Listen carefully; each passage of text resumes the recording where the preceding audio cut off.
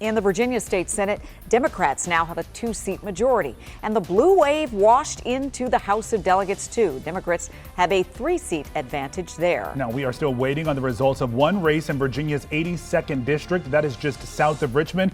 But regardless of who wins that race, the Democrats will still maintain control. This is a tough outcome for Governor Youngkin. He crisscrossed the Commonwealth yesterday in a final push to sway voters. And tonight, our Rafael Sanchez-Cruz is digging into what the losses could mean for the governor's Republican agenda. And Rafa, you kind of zeroed in on one of the most controversial issues this year, which is all about abortion rights. Yeah, that's right. Abortion wasn't on the ballot in Virginia as it was in Ohio, but it was at the forefront of campaigns. Tonight, Governor Youngkin is calling for, quote, common ground on such a hot button issue.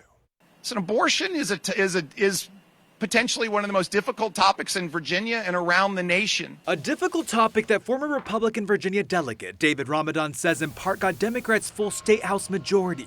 The Democrats bet on reproductive rights, and that resonated with women and with voters overall. The professor at George Mason Schar School says voters resoundingly rejected Youngkin's agenda, which includes a proposal to limit access to abortions after 15 weeks, with exceptions for rape, incest, and the life of the mother. Tonight, the Virginia governor is calling on lawmakers to work beyond party lines on the contentious issue. That we can find a way to come together as Virginians and lead.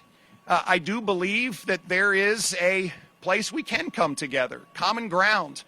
This is difficult. I don't think there's any question we're going to try and take more steps to better protect Virginia women's health care rights. Newly re-elected state senator Scott Studeville telling WUSA 9 Today that the divided government will bring some balance and moderation in Richmond. But the Democratic caucus vice chair says his party is moving forward to protect abortion access. To change our Constitution, it takes a 2-year process with an intervening election, so that's more like a 3-year discussion to put it in our Constitution, but you're definitely going to see us take steps to do that. In the meantime, we'll have to figure out some intermediate steps to try and take. Currently, abortion is legal until 26 weeks and 6 days of pregnancy in Virginia.